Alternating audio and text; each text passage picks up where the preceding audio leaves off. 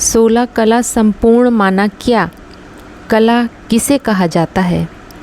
मन बुद्धि को आत्मा कहा जाता है।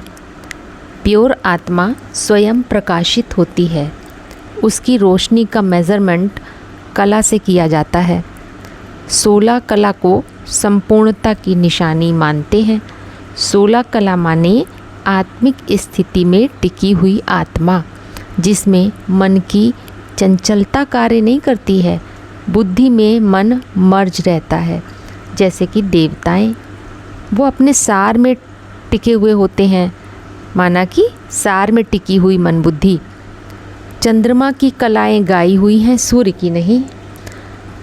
आध्यात्मिकता में ज्ञान सूर्य और ज्ञान चंद्रमा की बात है।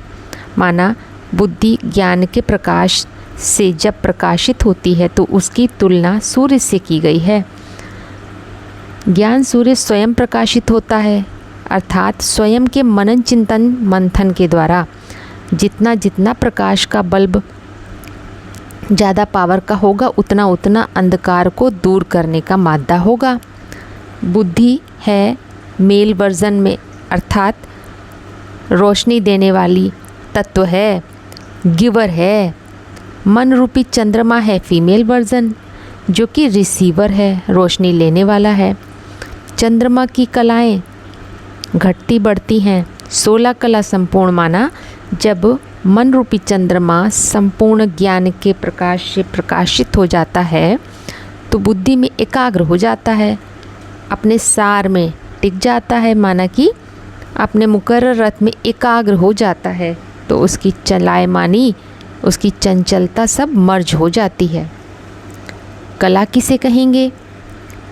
जो कलाकार होते हैं वो अपनी कला को भावना के द्वारा अभिव्यक्त करते हैं, क्योंकि कलाकार कवि हृदय होता है, उसकी अलंकारिक भाषा होती है, भावों की भाषा होती है।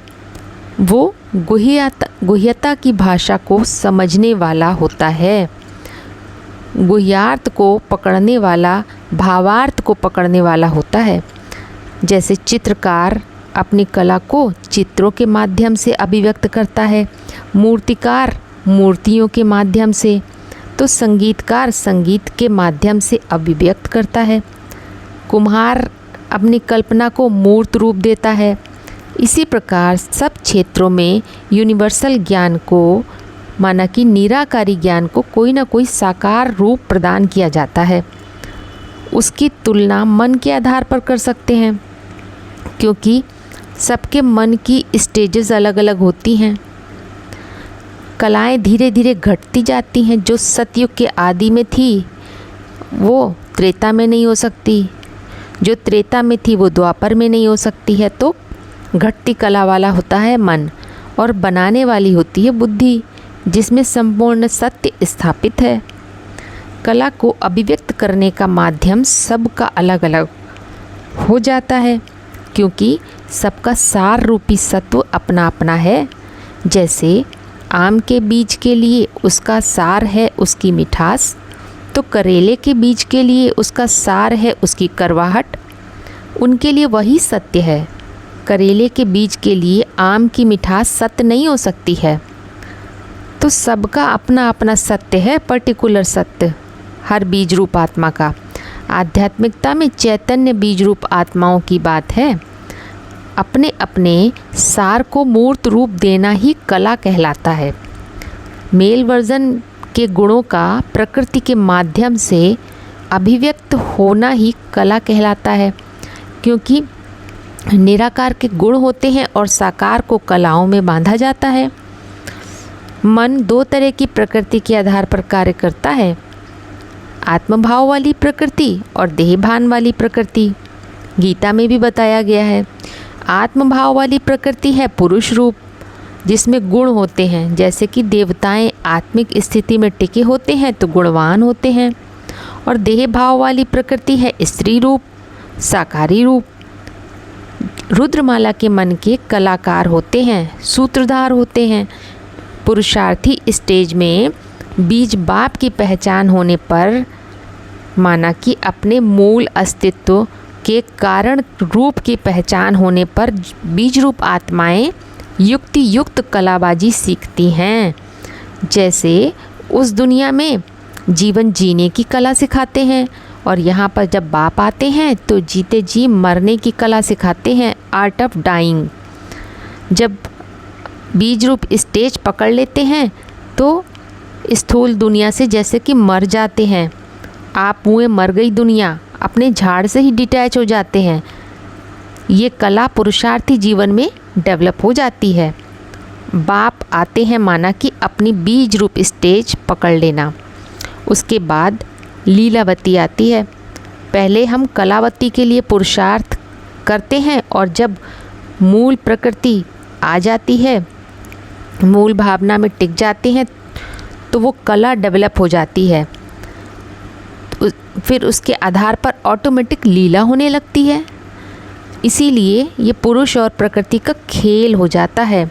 कलावती में पुरुष रूप है, मेल वर्जन में ही कला सीखते हैं, और लीलावती में प्रकृति प्रधान है। कलावती अर्थात जो पुरुष रूप है वहाँ में पुरुषार्थी स्टेज में कलाबाजी सीखकर 16 कला संपूर्ण बनने का पुरुषार्थ होता है रुद्रमाला की पुरुषार्थी स्टेज में, जिससे उन बीज रूप आत्माओं में हर प्रकार की परिस्थितियों को सुंदर रीति से क्रॉस करने का मादा डेवलप हो जाता है। माना शूटिंग पीरियड में संगम युग में कला के रूप में जो क्षमता उनके अंदर विकसित हो जाती है, जो मादा डेवलप हुआ, जो क्षमता डेवलप हुई, वो तो निराकार है, वो तो देखी नहीं जा सकती है। लेकिन ब्रॉड ड्रामा में उसका आकार प्रकार प्रत्यक्ष हो जाता है। कैसे? जब वहाँ पे प्रैक्टिकल एक्ट में आते हैं तो उसका वो प्रत्यक्ष हो जाती है, वो कलाएं ब्रॉड ड्रामा में अभिव्यक्त हो जाती हैं। इसीलिए वहाँ पर कलाकार प्रत्यक्ष हो जाता है।